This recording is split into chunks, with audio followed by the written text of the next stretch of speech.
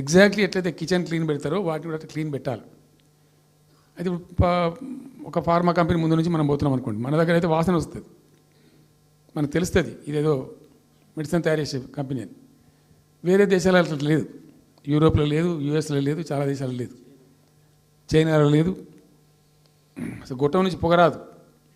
So మనం ఆ మాత్రం టెక్నాలజీ మనం పెట్టుకోలేమా, పెద్ద ఇష్యూ అని చెప్పి ఐఏఎస్ అధికారుల బృందాలను తింపిన నేను అనేక దేశాలకు తింపి పంపించి, హైదరాబాద్లో ఫార్మా ఉంది కాబట్టి హైదరాబాద్ యొక్క లార్జర్ ఇంట్రెస్ట్లో ఫ్యూచర్ దృష్ట్యా ఫార్మాను కాపాడుకోవాలి, ఆ ఎక్కువ పోనీయద్దు, ప్లస్ ఈ కాలుష్య భారం నుంచి ప్రజలను రక్షించుకోవాలి. ఎట్లా అంటే జెడ్ఎల్బీ అని వచ్చింది, జీరో లిక్విడ్ బేస్ అని. ఆ డిశ్చార్జ్ ఏదైతుంటుందో దాన్ని మొత్తం జీరో లిక్విడ్ చేస్తారు, ఇంకా కాలుష్యం కాదు, ఏం చెడిపోదు, వీళ్ళకి ఇబ్బంది ఉండదు. అది ఇంటర్నేషనల్ లెవెల్లో సక్సెస్ఫుల్గా ఉంది, సక్సెస్ఫుల్గా జరుగుతుంది. ఇప్పుడు అమెరికాలో ఉన్నాయి చాలా కంపెనీలు, యూరోప్లో ఉన్నాయి, ఇంకా చాలా చోట్ల ఉన్నాయి.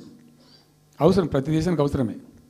అయితే మనం ఆ సిస్టమ్ పెట్టుకోవచ్చు కదా అని చెప్పి ఒక ఫార్మా యూనివర్సిటీ కూడా పెడదాం దానిలో అని చెప్పి ఫార్మా ఇండస్ట్రీ తెచ్చినాం.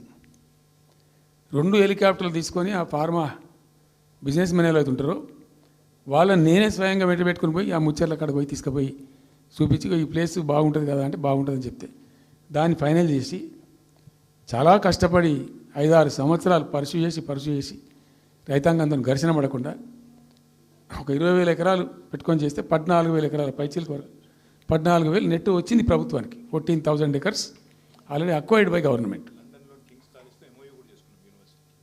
చాలా ఎంఓయూలు జరిగినాయి, అన్నీ జరిగినాయి, మన లోకల్ వాళ్ళు రెడీ ఉండి. అయితే పర్టికులర్లీ జీడిమెట్ల, చెర్లపల్లి వీళ్ళు ఏమన్నారంటే, సార్ మాకు ఆల్టర్నేటివ్ స్థలం మంచిగా ఇస్తే మేము అక్కడికి వెళ్ళిపోతాం, ఈ బాధ మాకెందుకు, ప్రజలతో కూడా ఈ బదనాం ఎందుకు, ఆడ పెట్టుకుంటాం. పెట్టి కామన్ అఫ్లియంట్ ప్లాంట్స్ పెట్టి ఒక ఐఏఎస్ అధికారిని పెట్టి దాన్ని ప్రభుత్వ నిఘాలోనే ఈ రసాయనాలు వ్యర్థాలను ఇష్టం వచ్చినట్టు ఎటుపడితే పంపకుండా ఆ నియంత్రణలో జరగాలని చెప్పి పెట్టుకున్నది ఫార్మాసిటీ. దానికి ఎన్వైరాన్మెంటల్ క్లియరెన్స్ కూడా వచ్చింది, కేంద్ర ప్రభుత్వాన్ని ఒప్పించి ఎన్వైరాన్మెంటల్ క్లియరెన్స్ తెచ్చినాం. హైదరాబాద్ మొత్తం ఫార్మాను ఒకటే దగ్గర తీసుకుపోయి పెట్టాలి, అక్కడ ఫార్మా సిటీ కట్టాలి, అక్కడ పనిచేసే ఎంప్లాయీస్ కూడా పొద్దాకి ఇటు అటు తిరిగేటువంటి అవసరం లేకుండా మంచిగా బ్రహ్మాండమైన సిటీ రావాలి, వచ్చే సిటీకి కావాల్సినటువంటి ఆల్ ఇన్ఫ్రాస్ట్రక్చర్ రావాలి అని చైనాలో నేను చైనా పోయినప్పుడు చూసినట్టు అది 70,000 ఎకరాలు వాళ్ళది, చాలా హ్యూజ్ ఫ్యాక్ట్. మనకి ఒక 20,000 ఎకర్స్ అయితే మస్తు అవుతుందని చెప్పి మేము తీసుకొని చేసినాం. మెడికల్ కాలేజ్ కూడా మంజూరు చేసినాం ఆ పక్కనే, వీటన్నిటి దృష్ట్యా పెట్టుకొని. అంటే మేము ఒక పద్ధతి పెట్టుకొని దాన్ని ఒక సిస్టమేటిక్గా చేసినాం. చేస్తే ఇప్పుడు దాన్ని ఏందండి దందా, ఏదైనా చేసి దాన్ని నమ్మకదొబ్బన్న. ఏం జరుగుతుంది రాష్ట్రంలో? ఫ్యూచర్ సిటీ, తొక్క సిటీ, ఎవరికి కావాలి నీ ఫ్యూచర్ సిటీ నాకు అర్థం కాదు. నువ్వు పెంచినావు హైదరాబాద్ను, ఎవరు చేసిన హైదరాబాద్ సిటీ? ఇంత వైబ్రాంట్ సిటీ ఎక్కడికి వచ్చింది? 400 సంవత్సరాల చరిత్రతోని దీనికంతా ఒకటి బ్రోది జరిగి ఆటోమేటిక్గా పెద్ద సిటీ అయింది. అట్లా అన్నీ కావు, అందరికి కావు. ఎన్ని రాష్ట్రాలకు ఉన్నాయండి? బెంగాల్ కలకత్తా ఉంది, మహారాష్ట్రకి ముంబై ఉంది, మనకు హైదరాబాద్ ఉంది, కర్ణాటకకు బెంగళూరు ఉంది, తమిళనాడుకు మద్రాసు ఉంది, ఢిల్లీ కోర్స్ ఢిల్లీ. వేరే రాష్ట్రాలకు లేవు కదా, 28 రాష్ట్రాలకు ఉండయి. సో ఇంత మహానగరం నిర్మితమైంది. ఈ నగరం యొక్క భవిష్యత్తును దృష్టిలో పెట్టుకొని పెట్టిందే ఫార్మాసిటీ. ఈ సిటీ మొత్తం గబ్బులు వేసిపోవాలి ఇక్కడ దాంతో, నువ్వు తీసుకుపోయాలి ఫ్యూచర్ సిటీ, తోక సిటీ. ఏందన్నట్టు ఇది? అన్ని దిక్కుమాలిన పాలసీలు, రియల్ ఎస్టేట్ బ్రోకర్ దందా తప్పితే ఇంకోటి లేదు. అన్నీ కనబడతాయి మనకు. మీరు పరిశీలనగా చూస్తే, పూర్తిగా చూస్తే అసలు చాలా గందరగోళం. గురుకుల పాఠశాల విద్యార్థులు చచ్చిపోతారండి. ఇప్పటికి 120 మంది విద్యార్థులు చచ్చిపోయారు. గంత నియంత్రణ లేదా? గంత తెలివి లేదా? ఒక గట్టి అధికారిని పెట్టి గట్టి చర్య తీసుకోరాదా? ఏందో చేస్తాము నీ ఫ్యూచర్ సిటీ, తోక సిటీ, ఈ పోరగాళ్ళని చేస్తారు. తర్వాత ఫార్మాసిటీలో ఆ ల్యాండ్ అక్వైర్ చేసినప్పుడు కండిషన్ ఏంటంటే ఓన్లీ ఫార్మాసిటీకి మాత్రమే వాడతాము. It's conditional land acquisition. హైకోర్టులో కేసు ఉంది. హైకోర్టులో పోయి ఈ ప్రభుత్వం ఏం చెప్తుంది? లేలే ఫార్మాసిటీ ఉంటుంది. మళ్ళీ ఆడ 3,000 ఎకరాల్లో వాడేవాడు అంబానా సల్మాన్ ఖాన్ ఎవడో వంతారనో బొంతారనో పెడతారు. ఈ జూ పార్క్ కొంచెం ఆడబెడతారట. ఎందుకు జూ పార్క్ అమ్మకతో పెట్టానుక?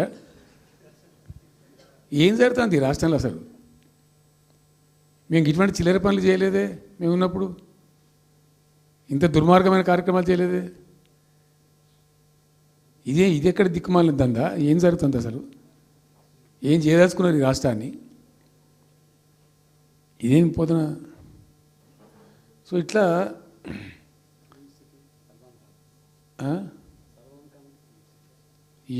అది ఏందో నేను ఒక్కటే మాట్లాడుతున్నానండి. బిజినెస్ మీట్ పెడతాం, ఎంఓయూలు చేసుకుంటాం, ఏ ప్రభుత్వం చేయాల్సిందే. అడ్డగోలు జమాబందీ దానికి లెక్కలేని కథ అంటే ఏందన్నట్టు, ఒక హైప్ క్రియేట్ చేసుడు.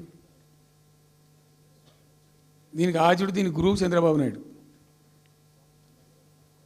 ఇప్పుడు చంద్రబాబు నాయుడు చెప్పిన లెక్కల బిజినెస్ వచ్చేది ఉంటే, ఎంఓయూలు సక్సెస్ అయ్యేది ఉంటే, ఆంధ్రప్రదేశ్లో ఈపాటికి 20 లక్షల కోట్లు వచ్చి ఉండాలి.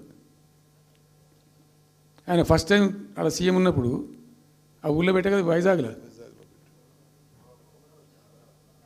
అమరావతిలో కదా, వైజాగ్లో పెట్టిండు. వైజాగ్లో ఎవరు వెళ్ళి ఎంఓయూలు చేసిన వాళ్ళంటే వంట మనుషులు అని చెప్పిండ్రు. ఆ స్టార్ హోటల్లో ఉండే బయట వంట మనుషులు, వాడు ఎవడ సప్లై చేసేటోళ్ళు, వాడు వచ్చి కూర్చోపోయి సంతకం పెట్టే పెట్టిండు వాడు పాపం. అవునా అంటే పాపులర్ అయింది అది.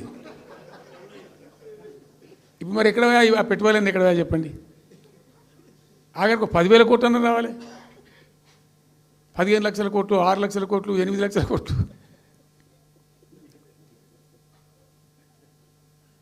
అయితే అప్పుడు తమాషా జరిగింది. ఈ భోపాల్ ముఖ్యమంత్రి, అప్పుడు నేను ముఖ్యమంత్రి నుండి భోపాల్ ఉన్న ఆయన పేరు శివరాజ్ సింగ్ చౌహాన్, ఆయన సీఎం ఉండే.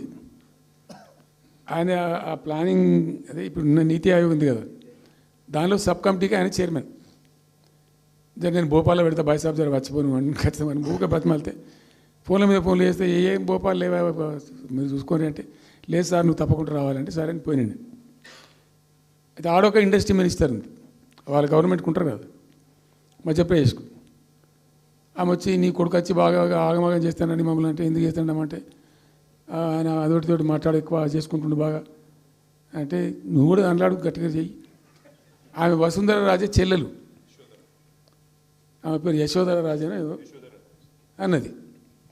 అంటే నేను అంతకుముందు ఒక కొద్ది రోజుల ముందే నేను భోపాల్ పోవడానికి ఒక దాదాపు 2-3 మంత్స్ బిఫోరే మోడీ గారు వచ్చిండు. అక్కడ వచ్చి 14 లక్షల కోట్లకు ఎంఓయూ చేసి పడేసారు ఇది మధ్యప్రదేశ్ గవర్నమెంట్. ఏంటి మొన్న 14 లక్షల కోసం చేసింది కాదమ్మా, మీకు నాకు అర్థం కాదు, నీకేం రాలేదంటావు నువ్వు, ప్రధానమంత్రి మీకు సపోర్ట్ ఉండే, మీకు పార్టీ మీకు మంచిగా నీకు ఇంత లాభం ఉంది అంటే, ఓ సో బోగసాయి సాబా ఆమె నేను అతను ప్రామిస్ చెప్తాను. నేను ఐ వాజ్ షాక్డ్. అది వచ్చేదా పోయేదా సార్ అంత వాటిగా గ్యాసు